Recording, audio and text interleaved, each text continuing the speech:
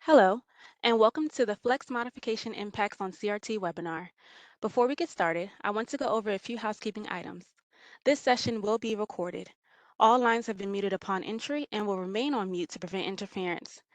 If you have any questions throughout the presentation, please enter them in the Q&A box by clicking the three dots located at the bottom right-hand corner of your screen.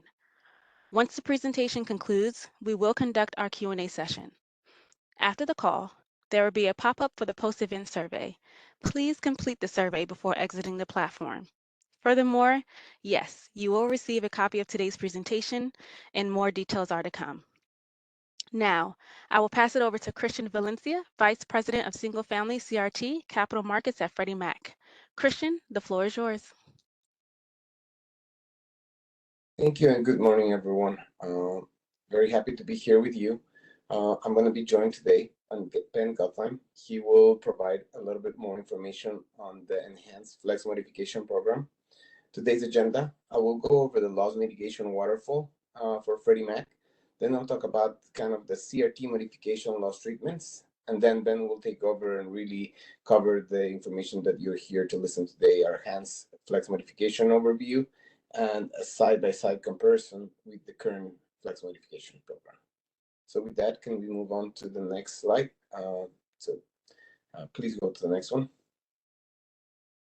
Again, here is the loss mitigation waterfall for Freddie Mac. Currently, one of the things that we do is we look at what options do we provide borrowers to be able to keep them in their homes. As you're well aware of, Freddie Mac is in the business of helping borrowers get a house and then to stay in the home.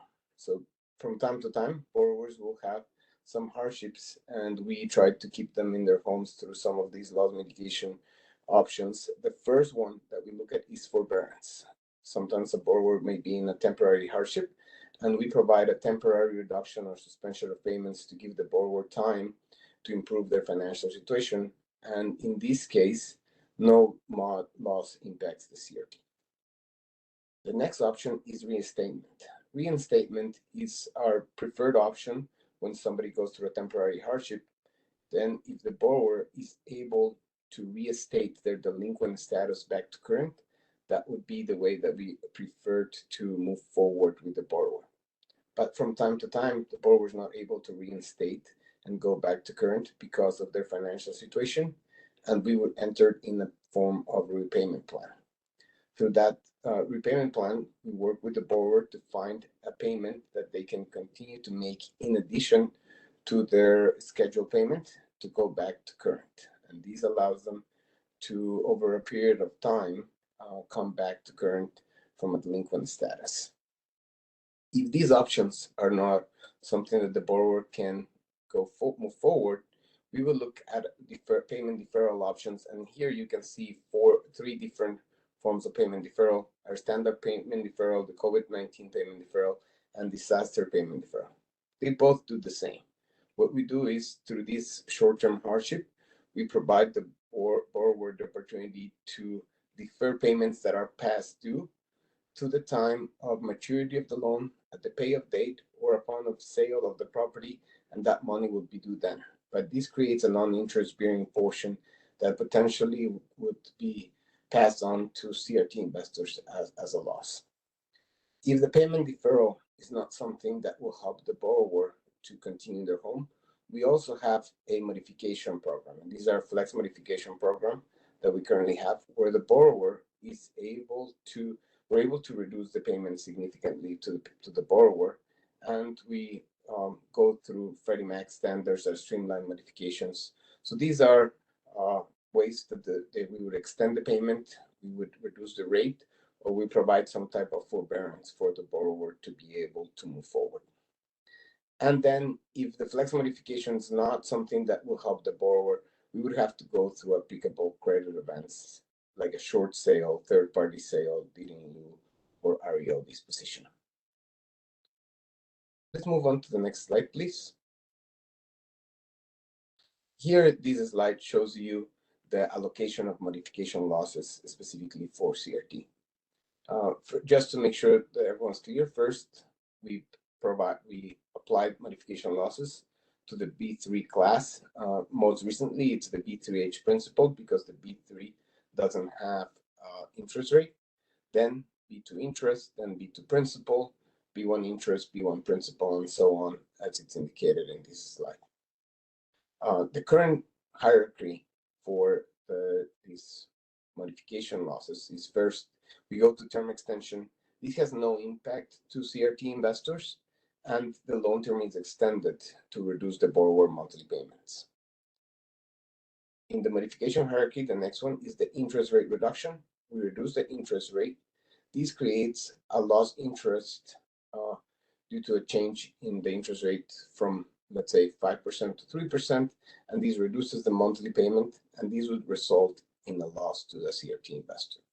And the next ones would be the principal forbearance, where we could create a loss of interest for the non-interest bearing amount. This suspends the mortgage payments for a specified period of time, which then is paid as a balloon payment at the termination of the loan or when the loan is sold. The modification loss calculation, in this case, we look at the interest shortfall that's passed on to investors on a monthly basis, or in the case of bankruptcy crown down, this is passed on to investors at the time of the crown down, included the write-down loss amount. With that, I'm going to pass on to Ben, who's really going to cover the topic that you're here to listen today and the enhanced flex modification overview. All right. Hey, thank you, Christian, and thank you everyone for joining today. So, as Christian, started to go over, obviously, we're here to talk about our announcement that we put out as a Fannie Mae on May 29th, which is our enhancements to our Flex Modification program. So not a new modification, typically in the past, we would have replaced one program with another, but this is just enhancements to the existing Flex Mod that we've had in place since, I think, late 2016. So we're happy to make these updates. We have a lot of lessons learned over the past almost decade, especially through the COVID-19 pandemic, that allowed us to really delve in and figure out what the purpose of the modification program is, who it's helping, and where we could make improvements. Overall, our FlexMod program has been extremely successful, as you probably evidenced by our delinquency rates and our portfolio performance. However, we did look for ways to try to enhance it, try to provide more eligibility for borrowers and some what we'll call payment reduction equitability. So, as you can see on the screen here, just at a high level, what did we do? Did we update everything for FlexMod? No. We just mostly updated the Flex Modification waterfall, meaning the terms that go into the FlexMod. Things like term extension, interest rate reduction, and principal forbearance, right? The main levers that we pull anytime we do a modification. That's generally what we changed. We generally didn't change any other terms, such as total number of mods or other eligibility, things like, that you have to be, that a loan has to have been originated at least 12 months prior before a borrower can become eligible for a modification. None of those things have changed.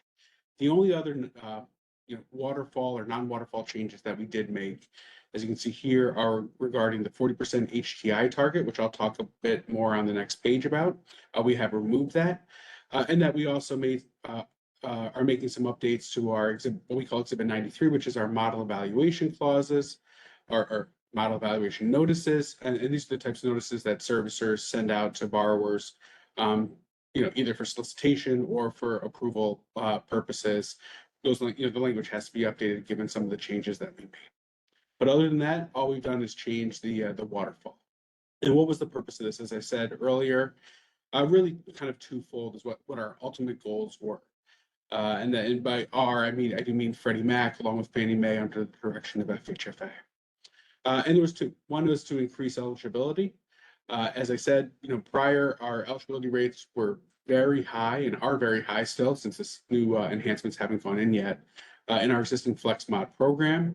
However, we think that the eligibility does increase with some of the changes we made, notably around the use of the mark-to-market LTV or MTM LTV change, which is today we use kind of a bifurcation, if you will, of an MTM LTV of 80%, meaning below 80%. If you have that much equity and you're below 80% LTV, it's just a cap and extend modification. If you're above, you get the full breadth of the waterfall. including potential rate reduction and principal forbearance. We're lowering that mark-to-market LTV from 80% down to 50%, allowing more borrowers to be able to take advantage of those other concessions. And then in terms of equitability, which in my opinion is the bigger change of what we made here, is today the flex modification is what we call an all-in waterfall. Depending on your LTV, you're going to go down one of those two paths I just mentioned, and every single step is going to be done to the max. Things like always going to a 40-year term, as an example.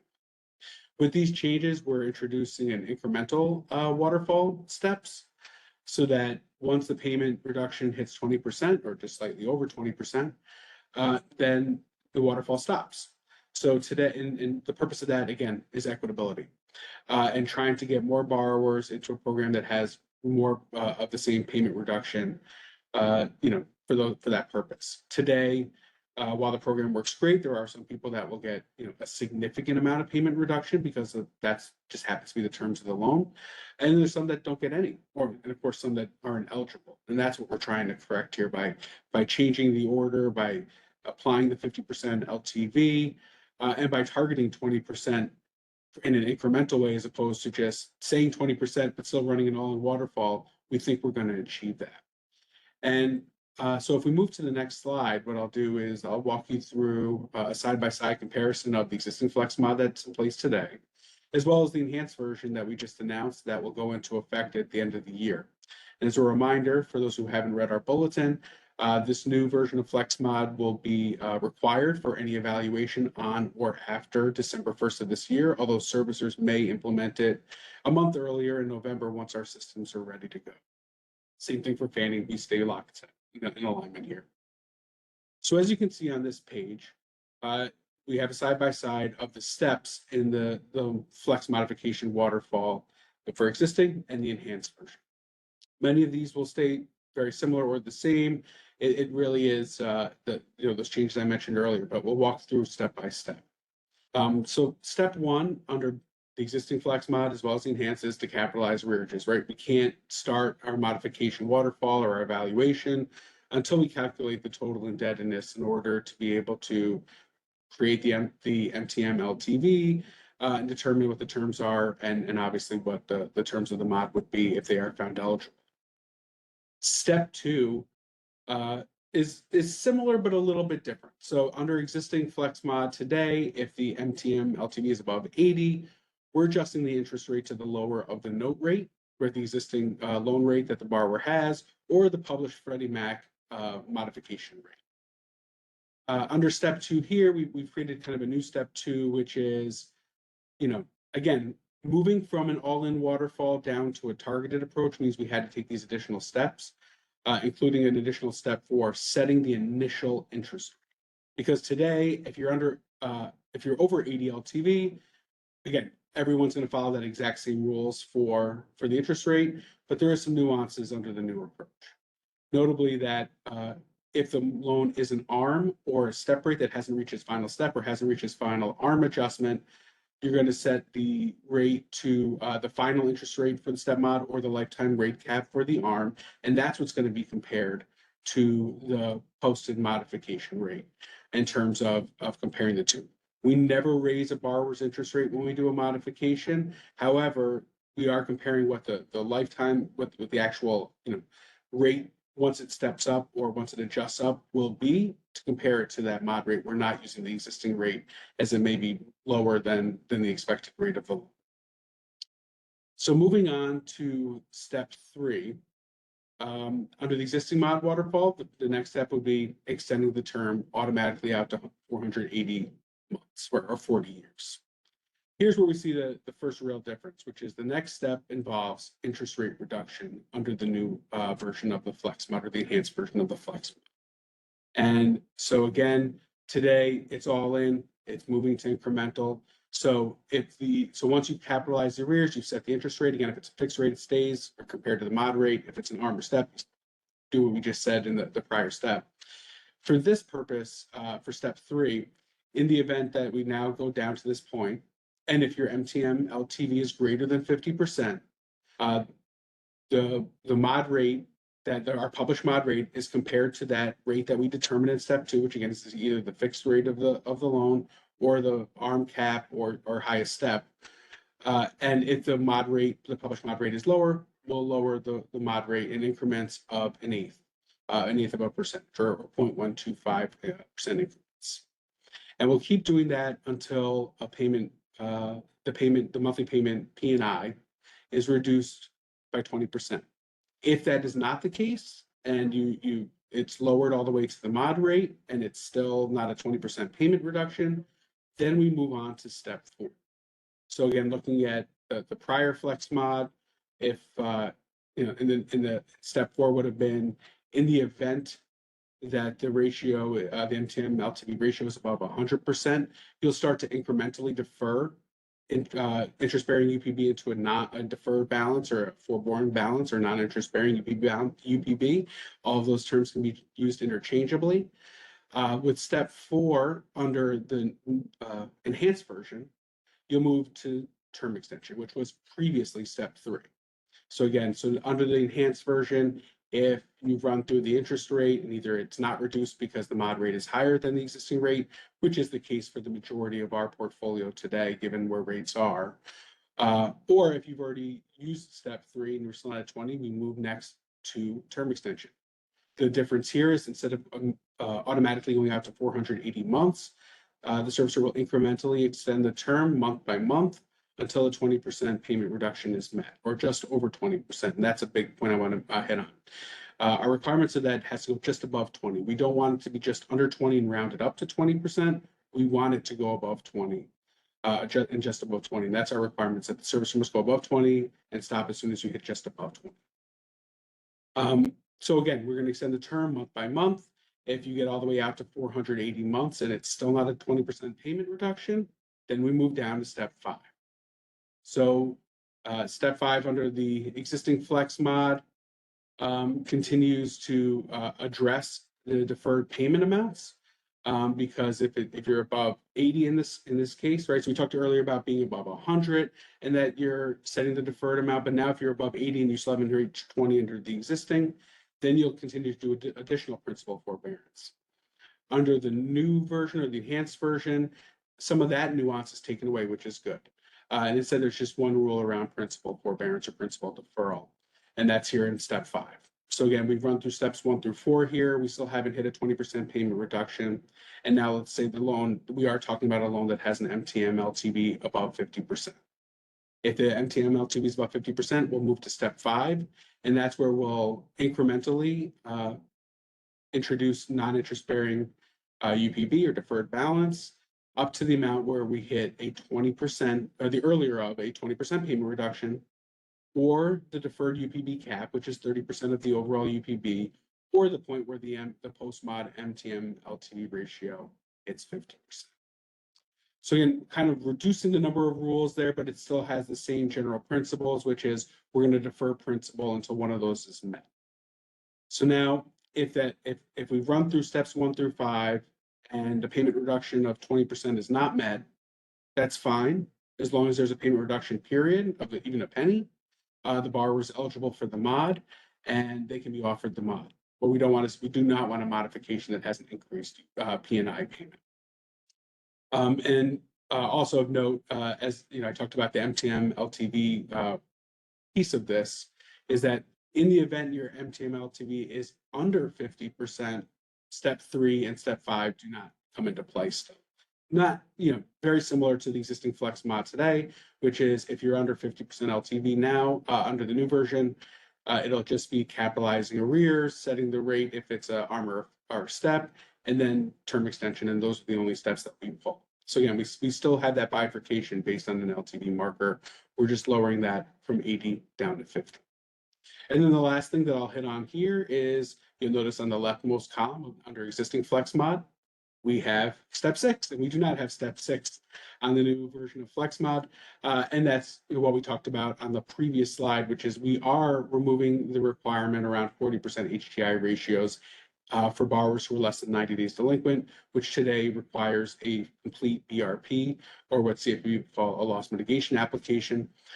We have removed, so while we do not offer a streamlined version of the Flex Mod prior to 90 days, the rules will be exactly the same going forward, whereas today we do have that requirement to not only produce the BRP on behalf of the borrower, but also to utilize a pre-mod HTI target that we don't think provides much benefit. So we've removed it from the waterfall. So again, at a high level before, because I think this is the last slide, we're going to move on to questions shortly.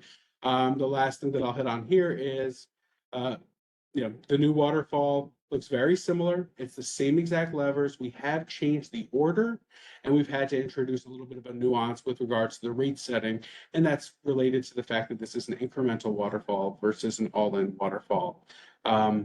So, we do have to have that extra step in there to make sure that we're not setting that initial rate too late. And as we go through the waterfall, so that the servicer knows when to stop the application of the waterfall once they hit just about 20% payment. I know that was a lot of information, and I know we're going to take questions shortly, but before we do that, let me pass that back to Christian. Christian?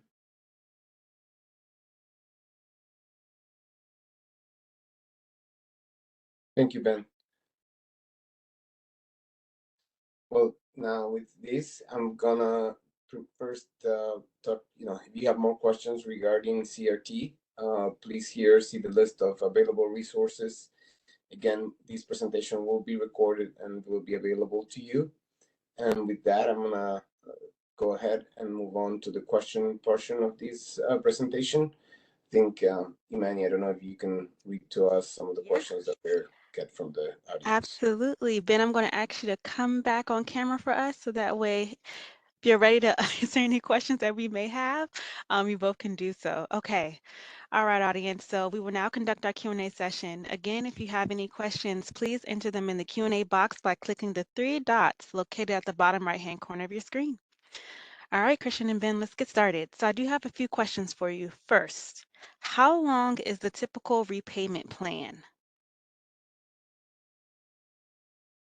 Okay, so the repayment plan rules are a little bit wonky, but I'll say the typical repayment plan is going to be between 3 and 6 months, usually no longer than 6 months. And some of that is based on our policy, also based on RESPA. And the real difference there is that repayment plans do not require a complete BRP.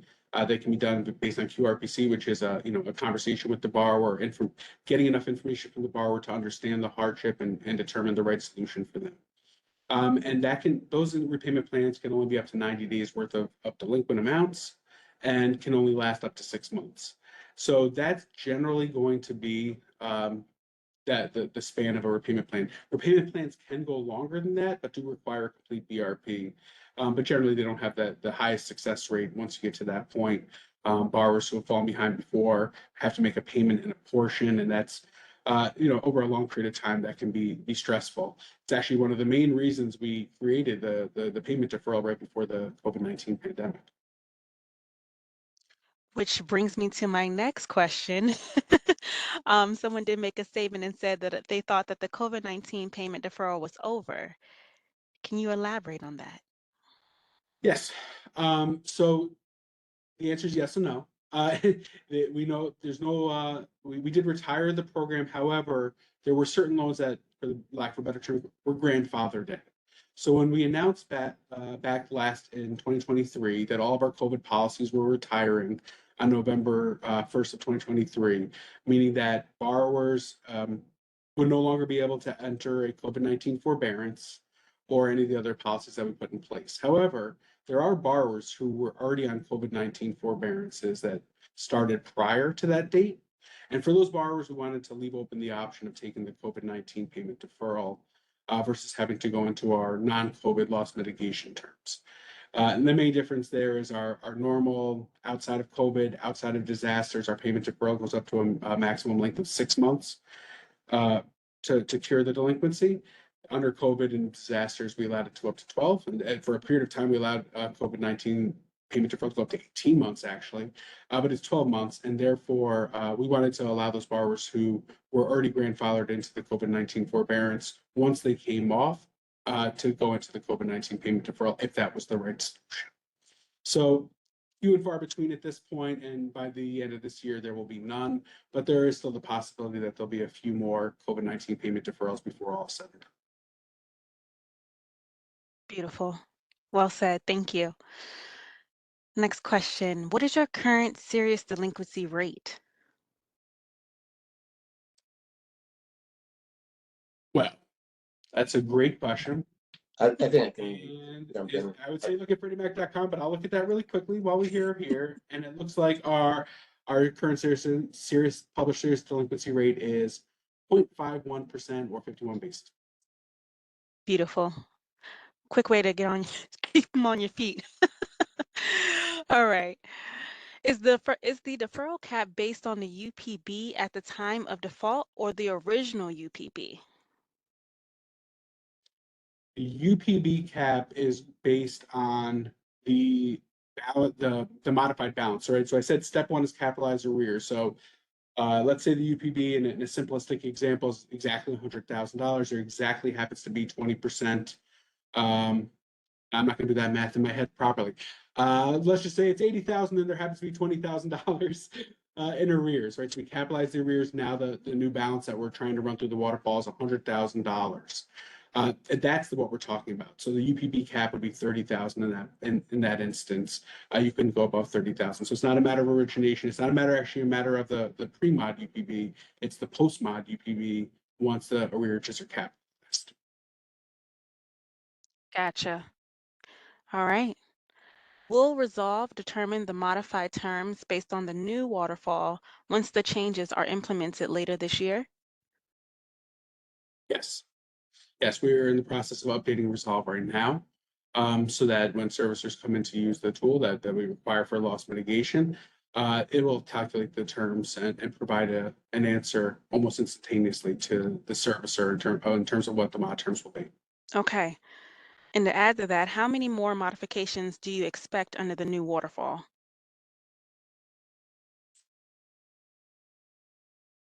And maybe that's something that it's hard to tell.